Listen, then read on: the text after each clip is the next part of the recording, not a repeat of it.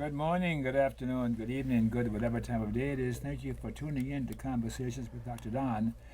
And for your first time viewers, Conversations with Dr. Don is an ongoing series of 1 hour standalone talk shows where I interview interesting people like most of you out there about who they are as unique, one of a kind individuals and about whatever it is we have decided to talk about. And tonight we'll be talking about election integrity and related problems. Election integrity and related problems. I think I said that probably this time. And my guests this evening are old friends of mine, good friends of mine, who have been on the show before. And David Delk has hosted when I was away. And I can say a lot about him, but I don't want to hurt his feelings. Okay. Thank you. I appreciate that. How are you, David? You know how sensitive I am. Good to see you again. Yeah. And Ethan Scarl, you were on 7 or 8 years ago? A long time ago. Yeah, How are you? very good. How are you feeling? Okay. How come you guys are okay and I'm nervous? Oh, Because you're because you have all of the responsibility on your shoulders. He would answer me straight, wouldn't he? I'm trying to be silly. nervous is okay. Yeah. And as you viewers know, the show typically goes in 2 major segments. The first segment is where I talk to my guests about who they are personally. So you get an idea where they're coming from and why they're saying the things they're saying that are related to the topic of the show, election integrity and related problems. Now,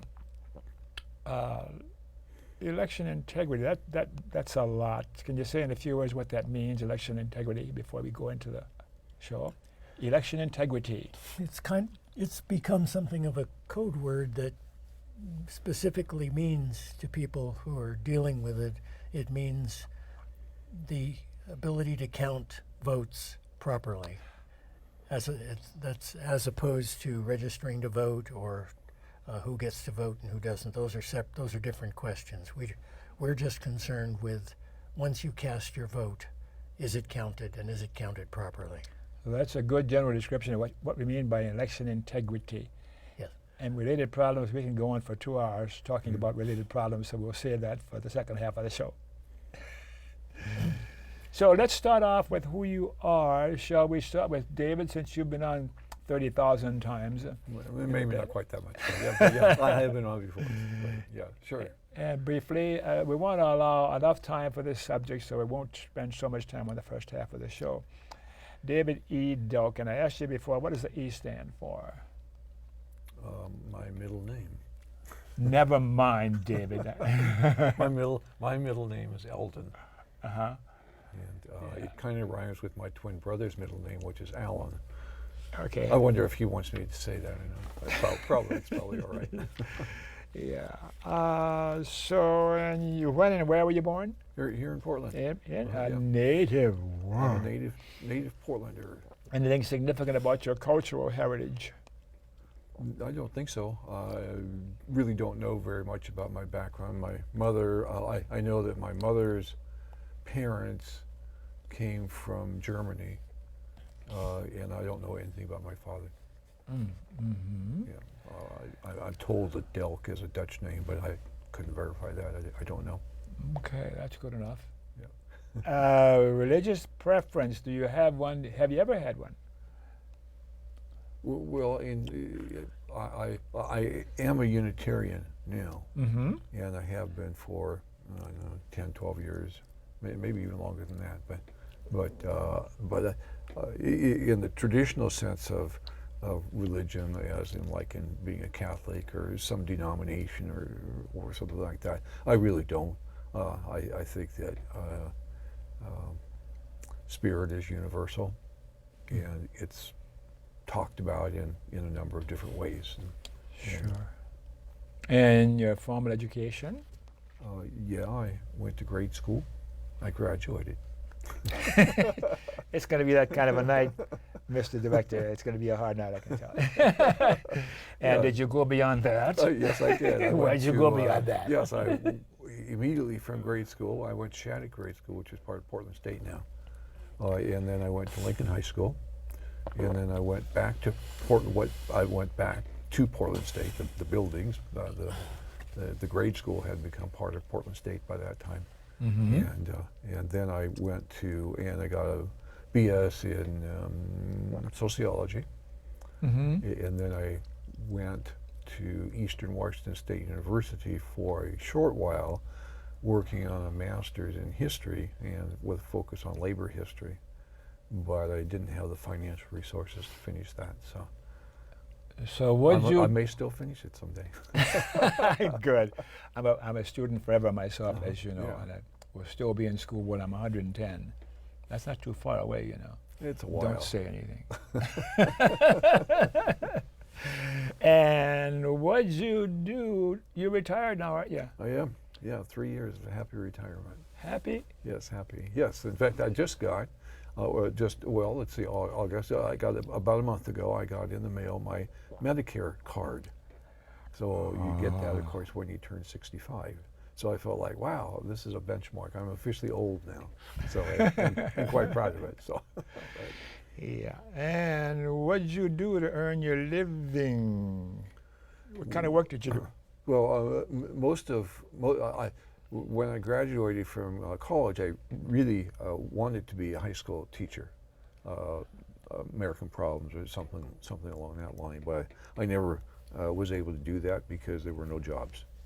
And it was like when I went to college, be a teacher. And then when I got done 4 years later, that was really the wrong choice because there were no jobs. And I needed a job right away. So I got a job in a stationery company. And then from there, I ended up in the office furniture industry, which was years ago, most office furniture was sold by stationery companies.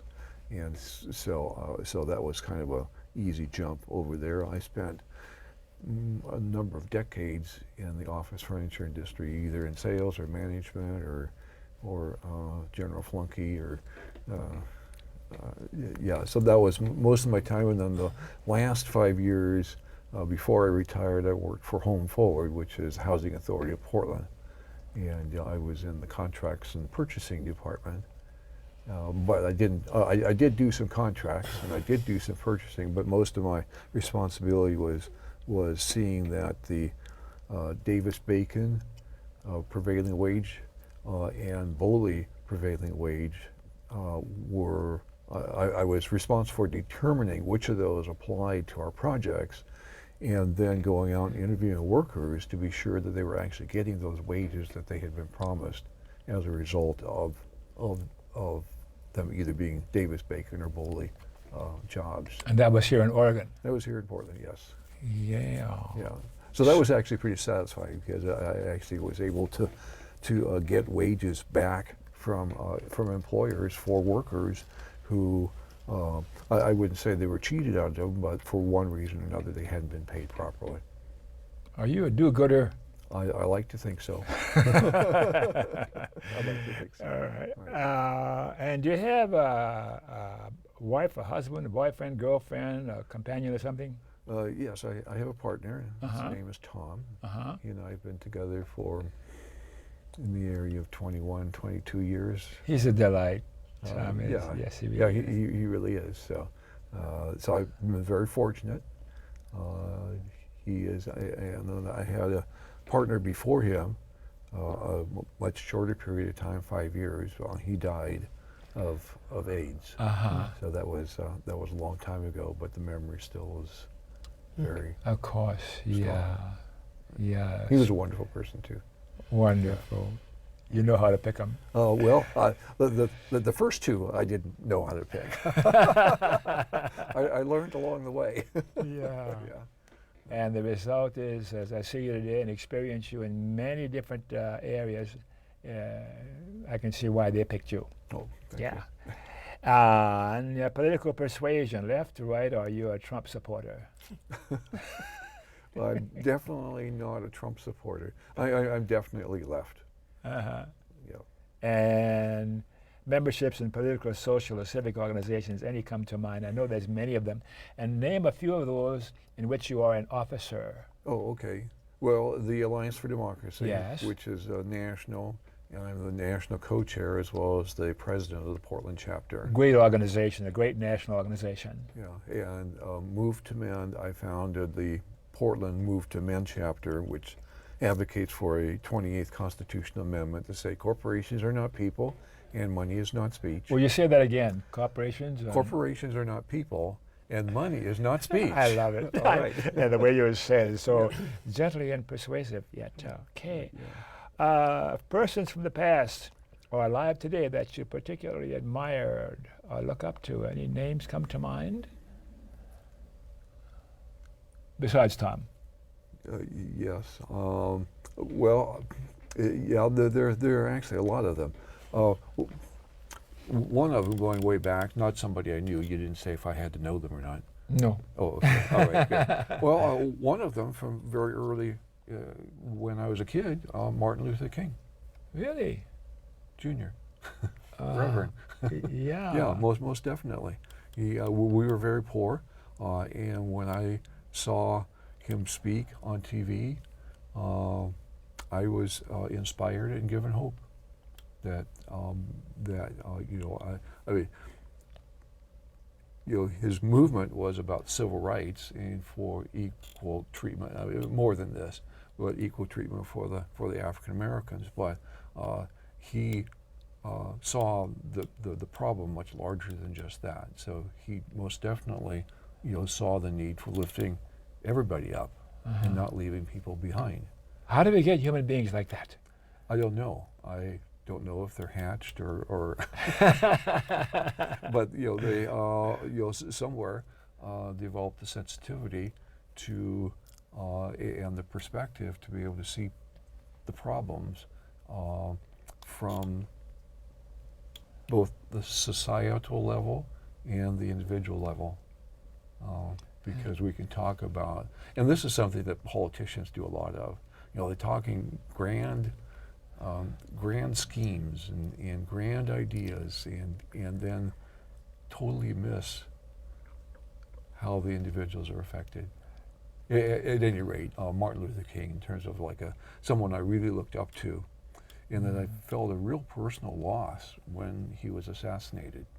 And of course, normally we don't talk about him being assassinated. That's the way I viewed that. He was assassinated. Yeah. He wasn't just killed, he was assassinated. Yeah, and I can see the dampness in your eyes as you talk about him. And of course, I was re-experiencing my feelings about him, which are on a similar level. But let's stop, because knowing you, we can go and leave Ethan totally out of it. Right? Let's not leave Ethan out. And as we go along here, I'm the host, but it's a joint host thing. So if there's something that needs to be said or some question needs to be asked, just look at me and I'll defer to you. Oh, okay. Thank you. Because you didn't mention the populist dialogues that you had for a while. Yes, I did produce and hosted a cable access program, not unlike this. You were my inspiration, in fact. Thank you. For doing that, and we did that for 4 years, and it was called Populist Dialogues, and it was a half-hour interview program, and it ended up being too time-consuming. So I would love to do it again, but as you know, it takes time to pick your guests and be sure that they actually have something to talk about, and to figure out what the questions are, and to become a little knowledgeable about what the issues are that they want to talk about. Those are still available. Oh, yeah. If you go to the Alliance for Democracy Portland website, you can still find the Populist Dialogue programs there. And the last one wasn't all that long ago. Yes, we did. Thank you. we did do a special recently on Jonathan Simon and his book, Code Red.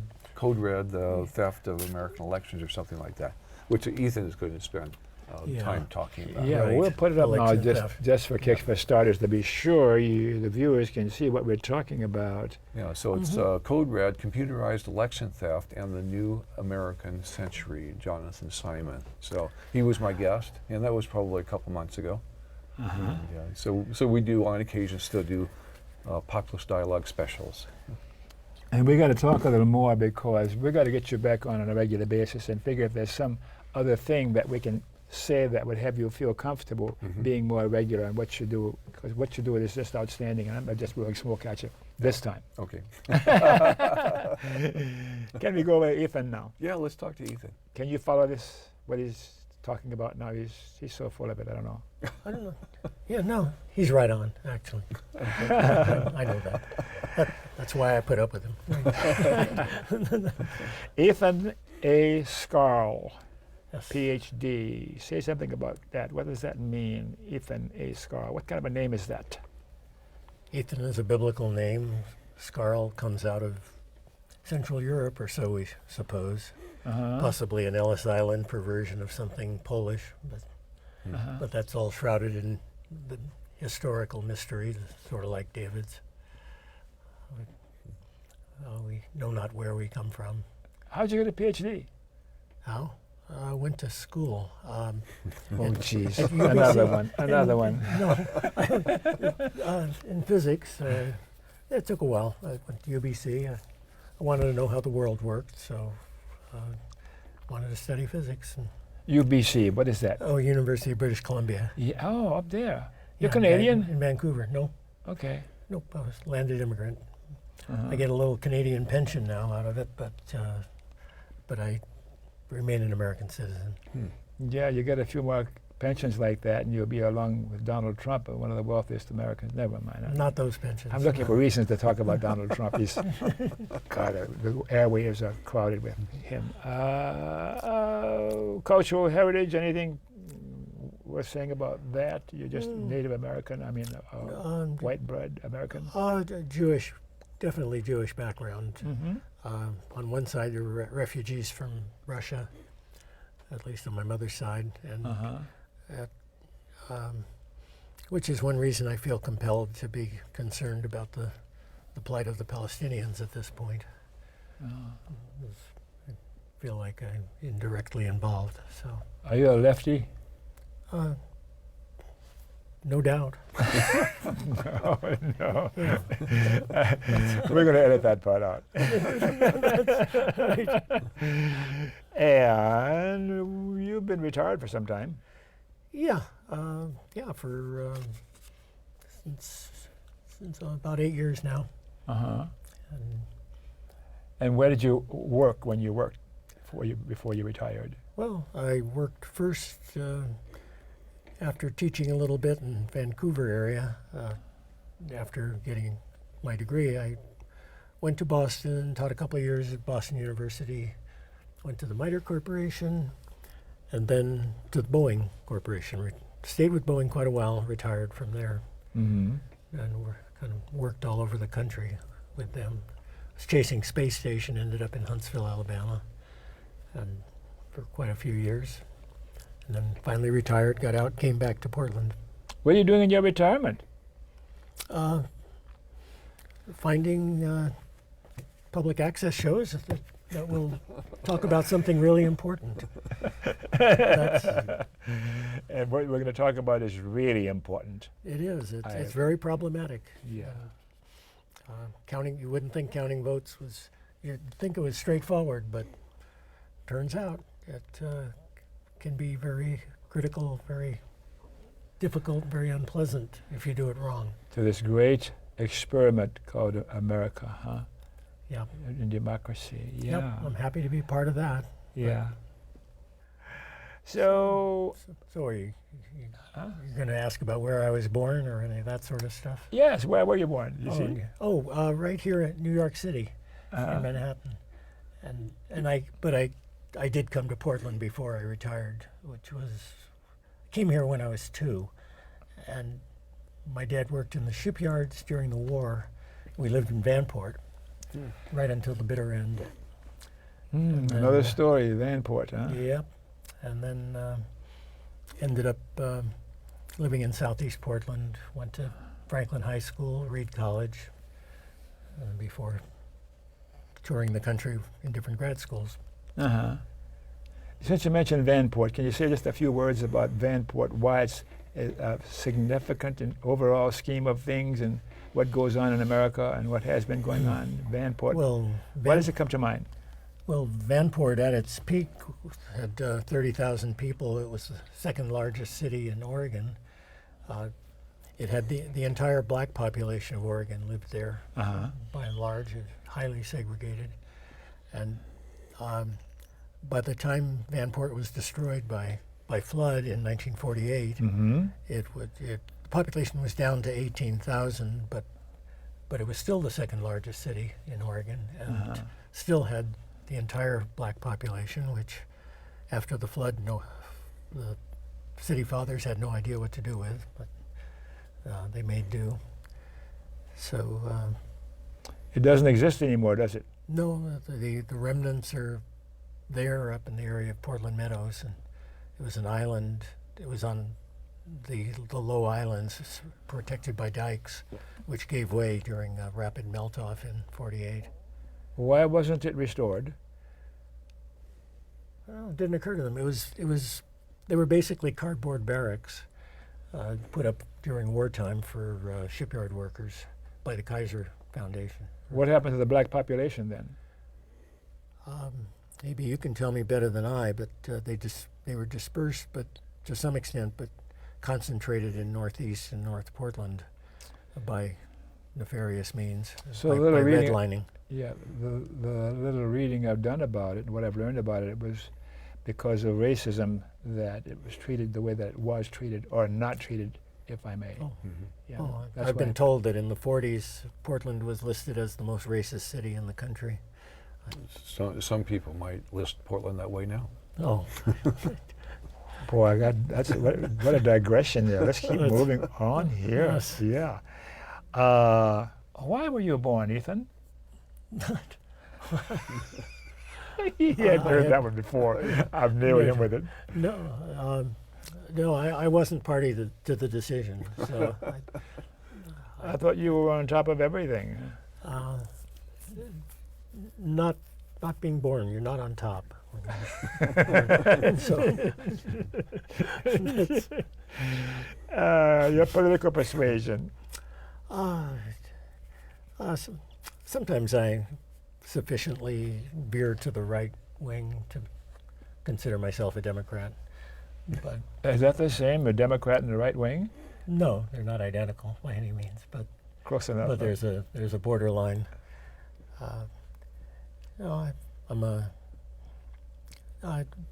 I'm hoping Bernie makes some headway here, but and not that he's perfect, and in fact he has not touched upon the issue that we're going to talk about today. Yes. So, but nevertheless, he's head and shoulders above the rest of the field. So, Yeah, and I'm a Bernie supporter, reluctantly, because he still claims allegiance to the Democratic Party, which I think is simply a wing of the corporate ruling elite. I'm digressing too much. well, if he hadn't done that, he wouldn't be part of any debates. So, Yeah. um, Memberships in political or social or civic organizations other than the Alliance for Democracy. other than, well, move to amend. Like David, I was actually a founding member of the chapters in both Boston and Portland, as it happened. And I've been a member of the NDP in Canada. I sometimes worked for the Democrats back when. And, there certainly are some other important organizations hanging around. Not really active memberships, but supporting things like Union of Concerned Scientists, for example. Yes. Did we talk about your mate or husband or wife or boyfriend or anything of that nature? You have any of those in your life? Oh, well, yeah, you asked me about my girlfriend. Yes, of course. Right. See, that's what happens when you're my age, you know. Right. Okay, persons from the past or alive today that you admire or look up to. Any names? Oh, sure. I tend to put at the top of my list anybody whom I can depend on that I will learn something important anytime I hear them open their mouth. And the top of that list undoubtedly has to be Noam Chomsky. And then, and I might also mention Chris Hedges and Naomi Klein. You But are there's really lots of far people. out, aren't you? No, these are people who are honest and energetic and go after what's important. With what you're saying and what I've said and what David has said, I wonder how many viewers are going to stick with the rest of the show because seeing how far left we all are. Yeah, but the issue we're going to talk about is not a left-wing or right-wing issue. Okay. Everybody should and has to be concerned about it. Yeah. So, shall we take a break, Mr. Director?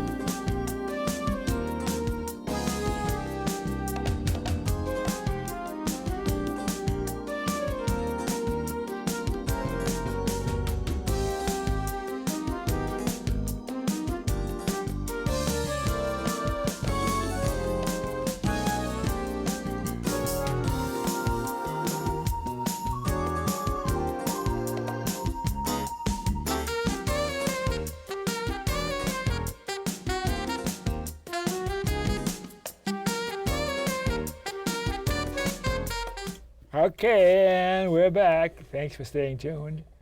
And for the first-time viewers out there who missed the opening of the show, you're watching Conversations with Dr. Don, which is an ongoing series of 1-hour standalone talk shows where I interview interesting people like most of you out there about who they are as unique, one-of-a-kind individuals, and whatever it is we have decided to talk about tonight. And we'll be talking about election integrity and related problems. And we need more time, but we're going to go with what we've got, all right? So I'll start with the first question. David said to me in an email that we should talk about TPP for just a few minutes and then move to vote theft and election integrity.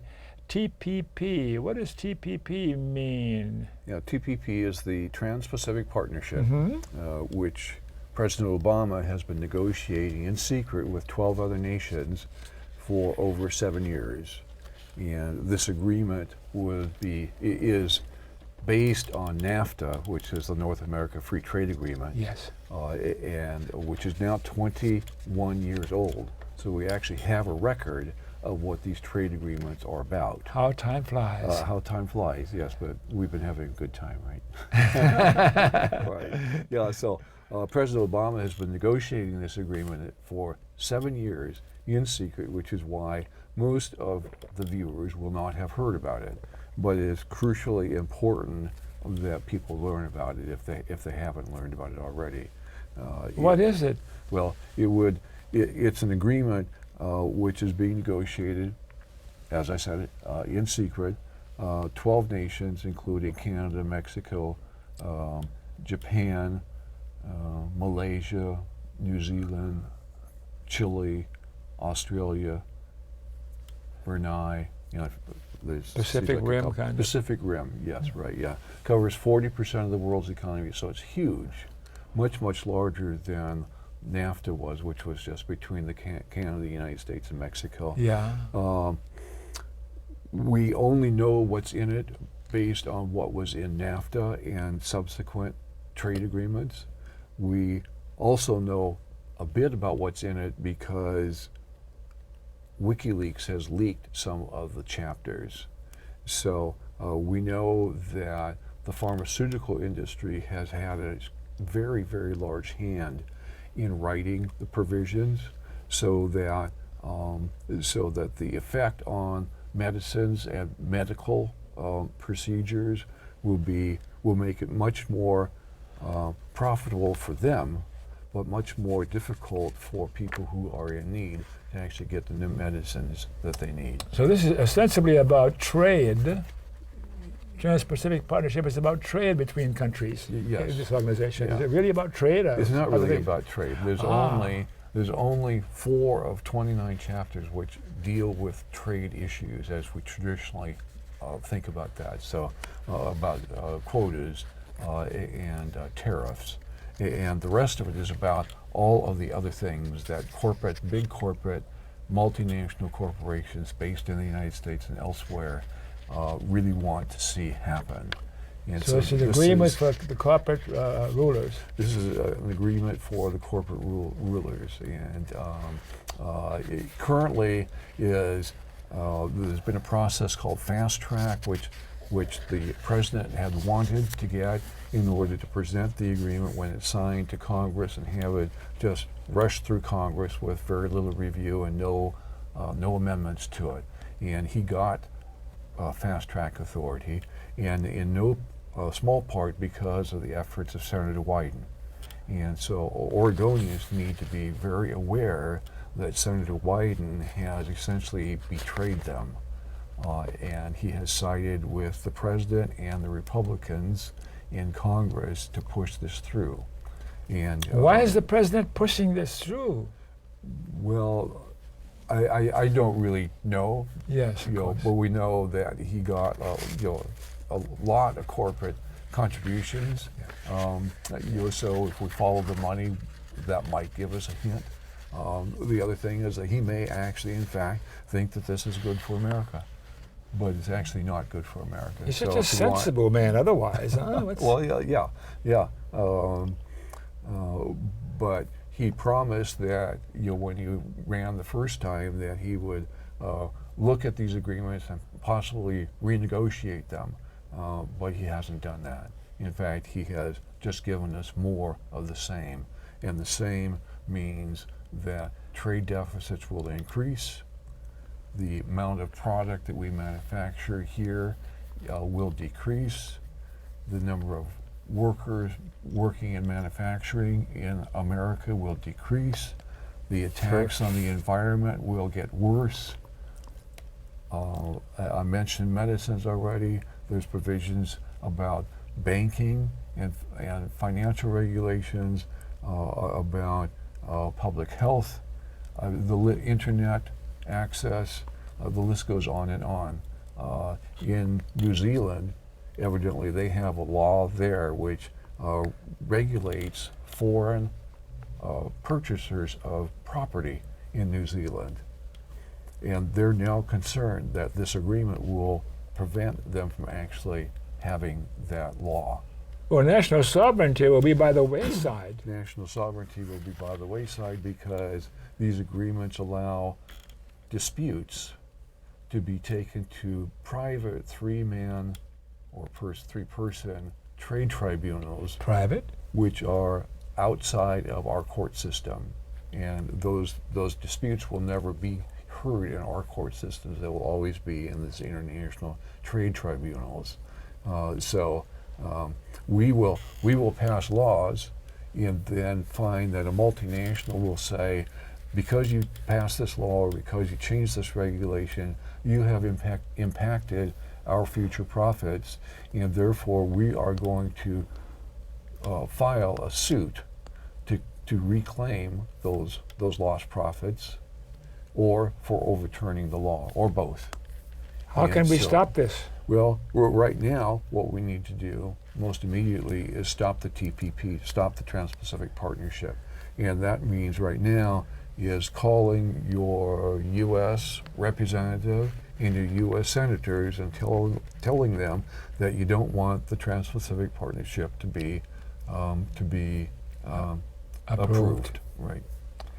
Yeah. And the TPP that's is only important. one of 3 that are being negotiated, but we need to go on and talk about the main topic here. But thank you for letting me talk about the TPP. So I really urge people to please call U.S. senators and representatives to say no to the Trans-Pacific Partnership. It sounds like it's that important. Yeah.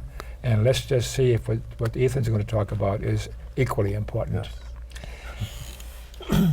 Well, questions for election integrity. What questions or problems does election integrity address? It's counting votes. It turns out Counting that you'd think that wouldn't be such a problem. Everyone should agree that after hundreds of years of the democratic experiment, the experiment with democracy, everyone knows that you should be able to cast your vote in secret. No one else should know how you vote. But votes collectively should be counted in public. Everybody should be able to check and see how the votes are counted. Aren't they counted in public now? There's a pretense at that, but in fact it's anything but. They are being counted by computers. And the central processing unit of a computer is not a public place. And you know a bit about computers. Yeah, that's true. I made my living as a computer scientist. And you'll find that computer scientists are pretty uniformly among the most adamant opponents of computerized vote counting. We know how it can be vandalized, cheated, perverted. A programmer has absolute control. And to make matters worse, the software that counts our votes is secret software. It's proprietary. We are not allowed to look at it. You and I cannot look at the software. Not even the registrars, the county clerks, not even the Secretary of State in most states are allowed by contract to examine the software that's counting our votes. And read this before, but to hear you say it sounds entirely crazy to me. How did this come about? It came about largely as a spin-off, inspired by the 2000 election in Florida. All the talk about the hanging Chad, which was blown up, but used basically by the right wing, by the proponents of a conservative takeover, to put computers. To give everybody computers to count their votes. It's called the HAVA, H-A-V-A, Help America Vote Act, and it gave a lot of funding and incentive for everybody to get computers, usually touchscreen computers with no paper trace of what was actually voted. That's mind-boggling. It is totally amazing. It's amazing that people have put up with it, but it came in insidiously. There was a lot of talk how wonderful computers are. Computers don't make mistakes, do they? Well, when computers are programmed by persons who have a vested interest in controlling the outcome, and a lot of power is at stake, and when the rewards of stealing an election are so high, and if you can do it in a way that the risk of being caught is almost non-existent. Do you have any evidence of stolen elections? There's quite a bit of evidence. Since we're not allowed to look at the software, which supposedly has been certified and validated, but there's lots of bad stories in there. But despite that, we know from many sources that we only have indirect evidence, but it's very strong indirect evidence that elections have been stolen. We know that. I mean, there was one precinct in Florida that even back, computers were already being used in some places in 2000. And they're still being used. Yeah. There was a precinct in Florida that gave 1,600 votes for Bush and 0 for Gore, that's on the record. Which was obviously wrong, but nobody did anything about it. Nobody knew what to do about it. And there was no record. There were no paper records to check. So wasn't there supposed to be a recount in that election? There was a recount of certain counties. If they had recounted the state as a whole, it would have gone for Gore. The number 537 is a myth. Actually, there were over 50,000 votes that were clearly excluded from voting by voter suppression, but that's a different story. Another example is in the state I just came from, Massachusetts. the critical election in 2009 for Senate, when Ted Kennedy died, his seat was contested by Martha Coakley and Scott Brown, and the Republican Scott Brown was declared the winner. And it turned out that Massachusetts is an interesting state in that most of the majority of its votes are counted by computer, but not all. There are hand-counted precincts as well. And it turned out that the Democrat had a distinctly ahead and won all in the districts that were hand-counted, but the Republican won in the districts that were counted by computer. And it was not explainable that those districts did not tend to lean Democratic. We looked through, or rather the people who studied this looked through for other intervening variables, and they found none. The deciding variable was whether or not computers were counting that election. That was a critical election. That destroyed the Democrats' 60-vote filibuster-proof majority in the Senate. So it was a critical election. And it's the critical elections that you have to watch. Those are the ones that tend to be rigged. That's the term we use for it, is rigged. It's still going on today. Absolutely. There's clear evidence of rigging. You get the evidence from polling, from exit polling. There's a strange inability of people in the political establishment or in the media to even acknowledge the possibility that computers are not counting votes properly, that is a factor in why a party which has single-digit approval rating has been steadily increasing its margin in the House for many years and never seems to be penalized for being extreme or doing bizarre things. Has the media had any responsibility in what we're talking about now? And the populists are aware of what you're saying, but not enough to do something about it. Even the progressive media isn't touching it, but the mainstream media certainly are keeping away from it. The progressive media occasionally mention it, but they don't make it a primary focus. That's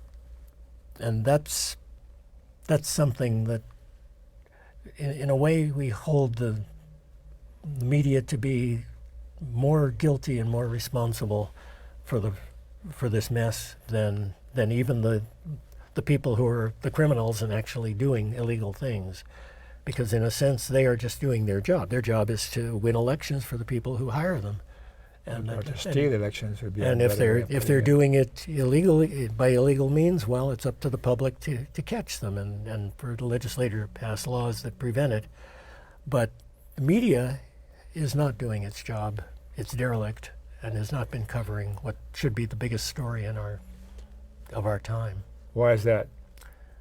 Because the government is being taken under control by one party, and it sounds like I'm adamantly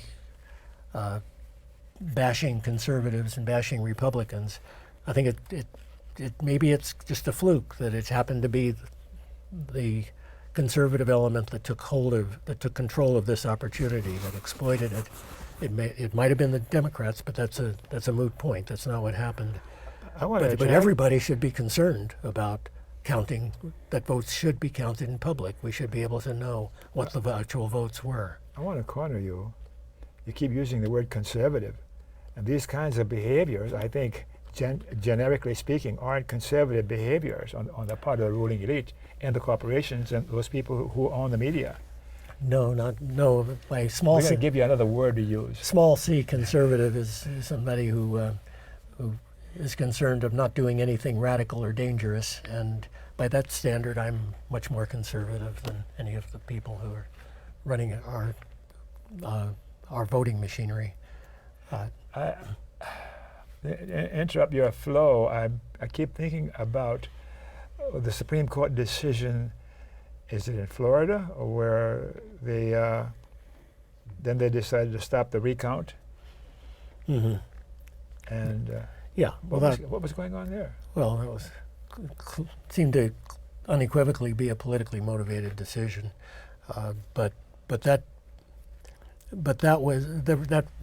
didn't really make a difference because that recount wouldn't have changed anything anyway. That was typically the one in Dade County, and they did end up recounting Dade County, and it didn't change anything. It was other parts of the state that it would have made a difference. But the important thing from that decision by the Supreme Court was to say that America, you may have a right to vote, but you don't have a right to have the vote counted accurately. We are not going to require Florida to recount those votes. That's insane. It is insane. But we need to be really clear about what that decision was. There It was a- said you don't have a right to have an accurate count of the vote.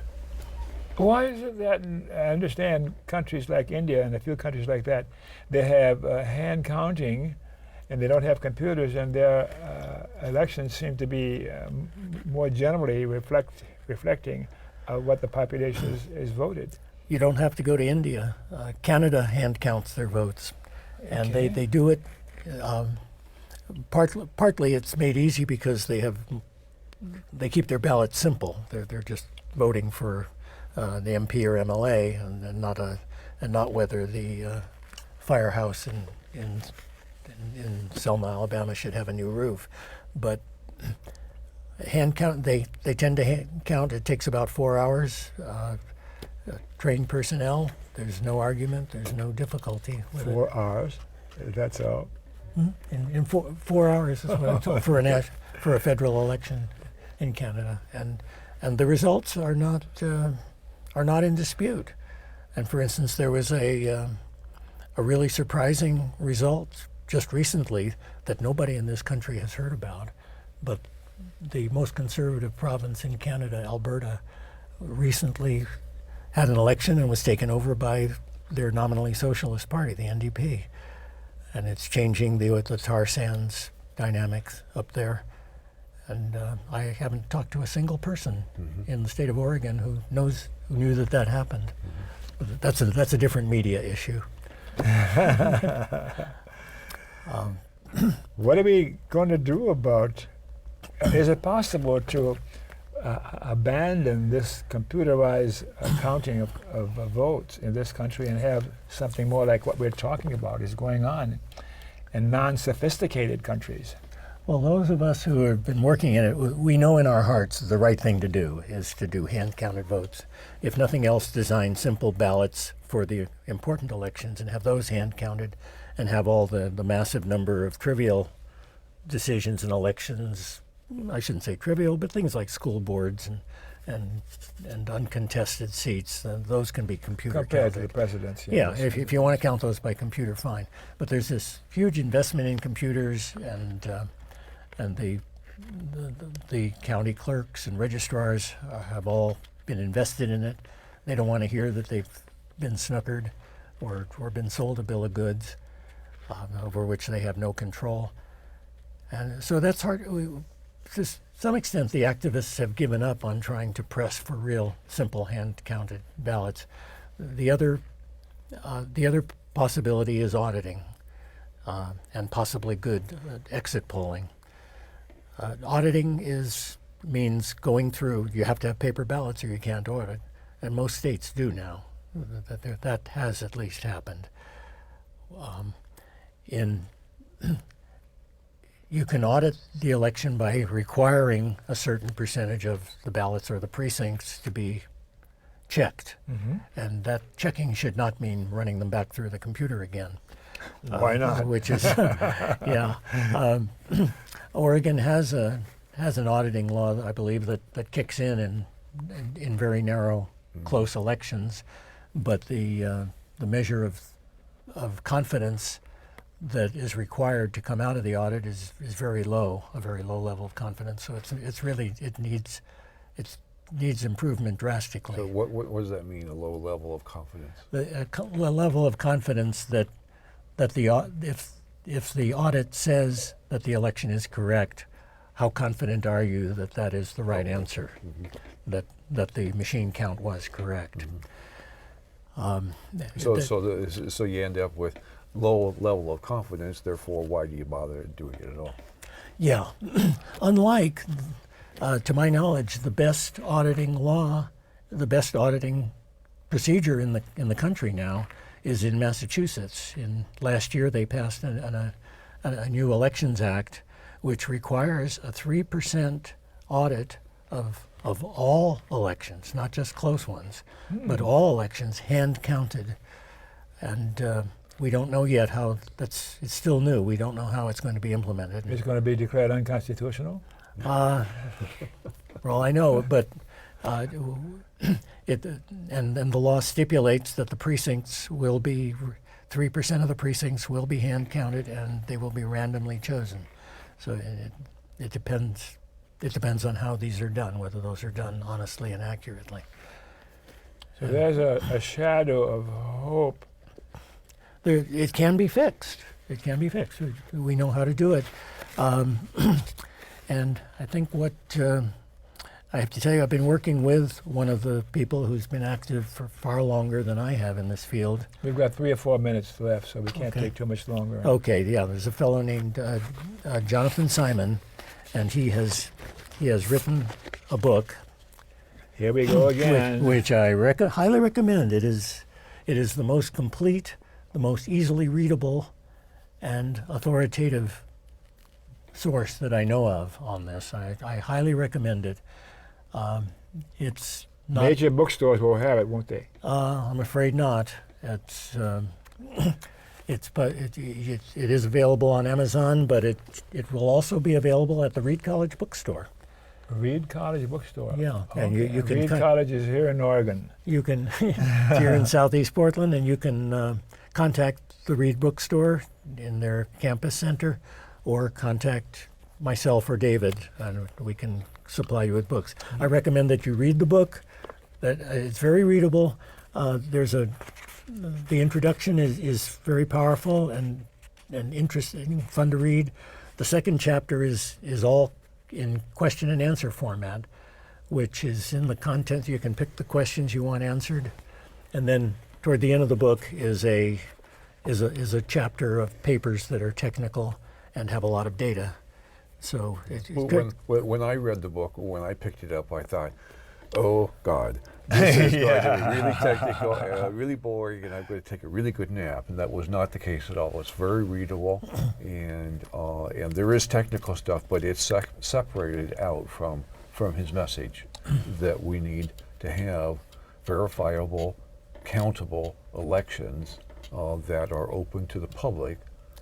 So we know that the results which are given to us, in fact, actually are correct. And your comment right now is very useful for me too, because I'm behind in my books I've got to catch up on, and I want to read this one based on what's been said so far. Jonathan wrote it with the intent that it be read straight through like a novel, but you don't have to do that. You can pick and choose, and take it, read it, talk to your neighbors about it. This is the only way it's going to get fixed.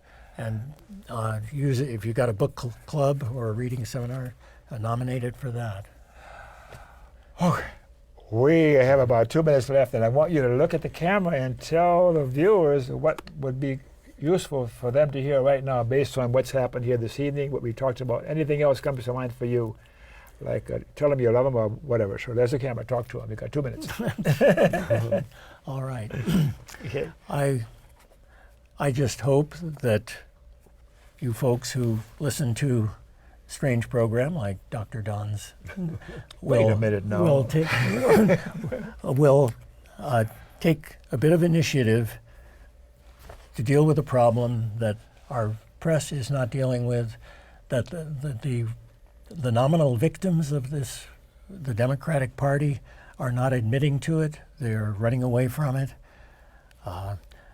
There's the only way that this is going to be fixed and that our democracy can be salvaged is if the public gets tuned in, gets educated, understands what's happening enough. And once you know the facts, they're very clear. There's really no controversy, and it's not a left-right thing. Liberals and conservatives. It's true that one side has been picking on the other, but we all should be united. That votes should be cast in private, and counted in public. Now, you see, you've taken up all the time. We only got about 60 seconds left for David. David, look in the Okay. camera and tell the viewers what you want to tell them. Okay, yeah, so both what Ethan was talking about and what I talked about with the Trans-Pacific Partnership are essential elements of how we run a democracy and how we govern.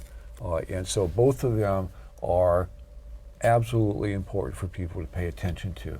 So my message with regard to the Trans-Pacific Partnership is we will lose our sovereignty as a nation.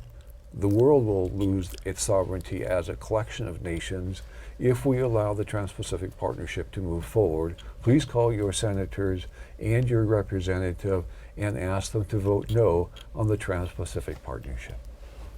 Oh, man, how well said. I don't know which one of you guys wins in your participation in this delightful visit I've had with you. So thank you so much for coming on again. Yeah, our pleasure, or my pleasure, certainly. Right. Thank you. Very good. PSA, Mr. Director, Public Service Announcement. To get my show, the local broadcast schedule, go to my website, www.donbaham.com, and click on Present Day Activities. The next PSA, to watch my shows on the web, go to Don Baham YouTube and click on a particular show. There's hundreds of them there through the years, and some pretty delightful. The ACLU, I've got to tell you about the American Civil Liberties Union. Without the ACLU, our civil liberties would be further down the tube than they are. Ending corporate personhood. Go to movetoamend.org. And the people who are very involved in amending the Constitution are sitting at this table with me now, and it's really a great organization. So go to it and learn some more about what's going on here. Thanks for watching. I really appreciate your watching.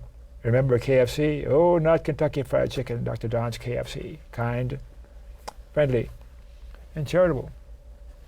To you too. And you too. And you too. And you too, nurse. Thanks again, and good night.